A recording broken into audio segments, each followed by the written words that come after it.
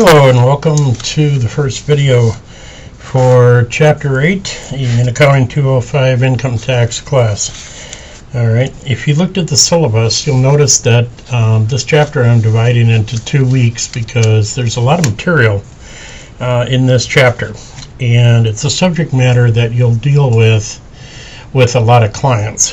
So our subject matter in this chapter is capital assets. Okay, if you take a look at page 8-2, you will see that a capital asset is pretty much anything that a business owns, all right, with the exception of the items mentioned or listed on page 8-2. And those basically are inventory, accounts and notes receivable, and real or depreciable property, even though we'll see that real or depreciable property later gets capital gain treatment. Otherwise, everything else is a capital asset, and the sale of such is subject to favorable capital gain rates that we'll talk about here in a future video. Okay, so that is what a capital asset is. All right. On page 8.3, they talk about holding periods. Now, the important thing about capital assets is if you can, hold on to the asset for a period of more than 1 year. Okay, because you will find that when you're doing tax returns, more than likely the capital assets that you're going to be dealing with are going to be real estate. Okay, and again, if you look at page 8.2, you'll see that real estate isn't a capital asset, but will get capital gain treatment, which is called Section 1231 treatment. Okay, so it's imperative that you try to get the holding period to be greater than 1 year. Okay, when you do so, all right, then you have what is called a long-term capital asset. All right, any asset held for 1 year or less is a short-term capital asset and is subject to ordinary income rules. Okay, all right. On the bottom of page 8.3, all right, there is a discussion of the calculation of gain or loss on an asset. Now this can get a little tricky. All right, so the first thing that you want to talk about is what is the amount realized. Now normally the amount realized is going to be, for example, in the sale of real estate, would be the selling price minus, any costs that you had, like sales commissions and things like that. That would be the amount realized.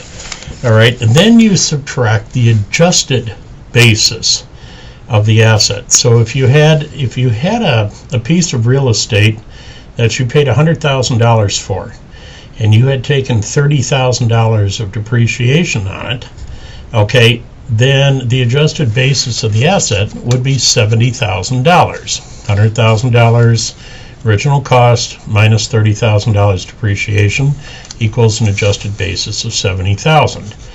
To that amount, you would add any improvements that were made to the property that were not classified as repairs. Okay. Again, for example, I think we talked about that a little bit in Chapter 7. This can get a little sticky. For example, you fix your roof. All right, well, if you change the whole roof, that's probably a capital asset because you increase the value of the property.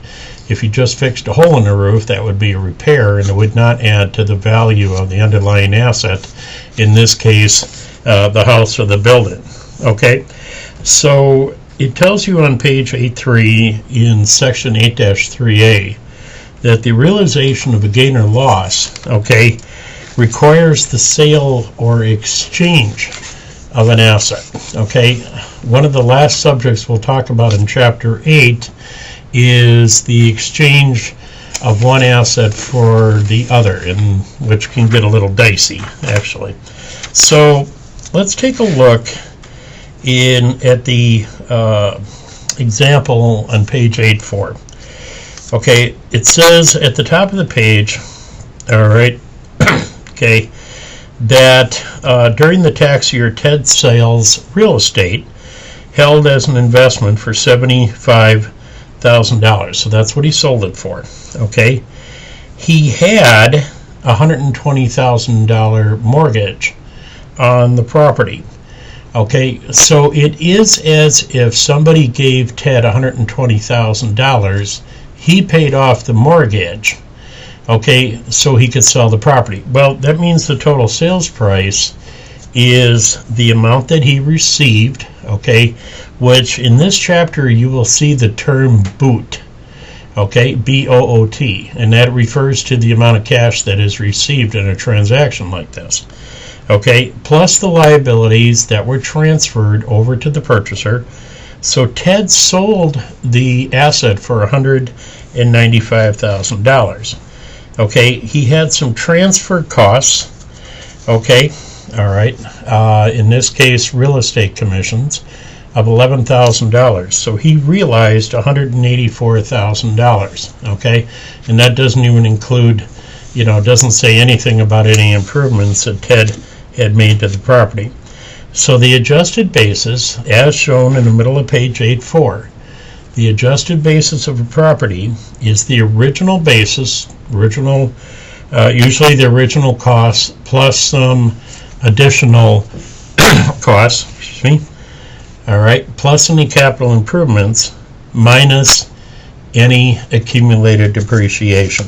Now, one of the things that if you are going to deal with clients that dabble in real estate, and I've had hundreds of clients who have done this, okay, one of the things that you should get used to looking at is the settlement contract or the settlement statement, all right, HUD-1 on page 8-5 and 8-6. Okay, so one of the first things that I do is whenever I get one of these settlement contracts, first of all, I look from whose point of view is it?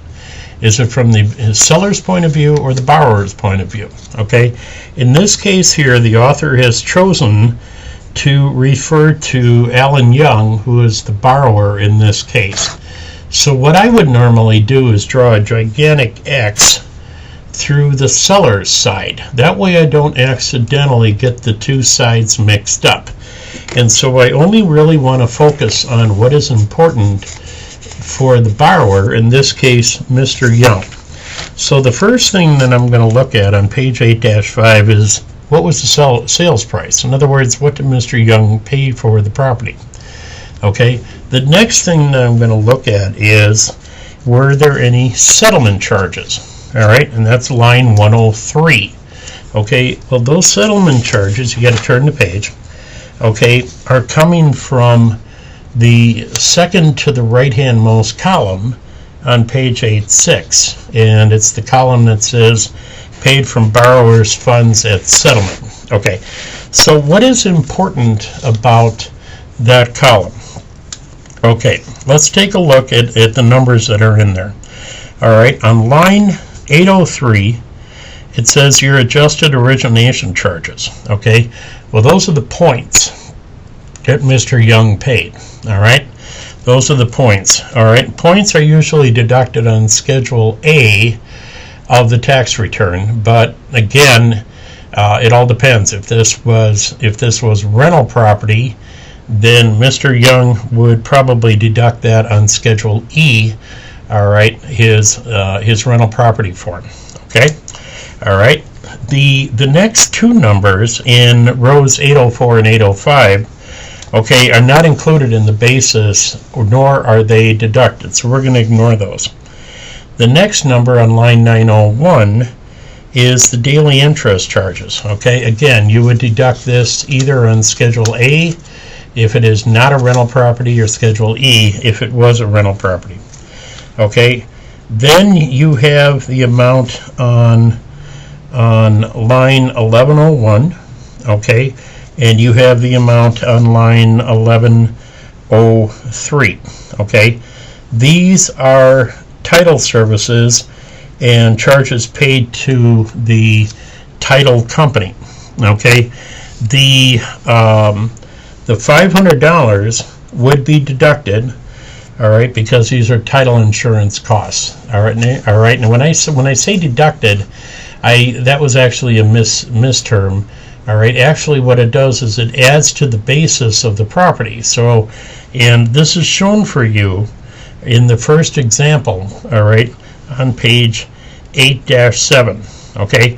So if you notice on page 8-7, they mentioned that the original basis of the property is the cost of $130,000 plus the title insurance of $500 plus the government recording charge on line 1201 on page 8-6, all right, and the $190 transfer tax, which is on line 1203 on page 8-6. So if this was a rental property, then Mr. Young, all right, would put down the cost as $130,740. Now, what I usually do is I will put down $130,000 as one asset because that's what he paid for the house, and then I would put any remaining costs, and then I would call it just separate closing costs. And again, if this was residential rental property, it would be depreciated over 27.5 years. If it was non-residential rental property, it would be depreciated over 39 years. All right. If the property is acquired other than a purchase, then the value of the property is determined by how you acquired it. All right. In the paragraph between the second and third examples on page 8-7, all right, they talk about whether or not the property was received from a decedent, okay, in other words, from an inheritance, or through a gift. All right. Now, what I usually tell my clients who are thinking about gifting their property, what I do is I tell them wait and just put it in the estate. In other words, you know, and again, an estate is created immediately after someone dies. So if you have clients that are thinking about gifting real estate, tell them to wait and put it in the will and let the person get it when they die. Because the reason is when property is inherited, okay, then you get a step up in basis. So, you know, to put it simply, let's say you want to gift a house that had a fair market value of $100,000, all right, and a house that you paid $60,000 for.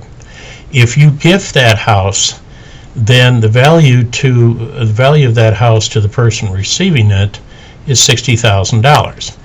But if you wait and let them inherit it, then the value is the value on the date of death, which, and again, real estate normally increases in value, so the value would rise to $100,000.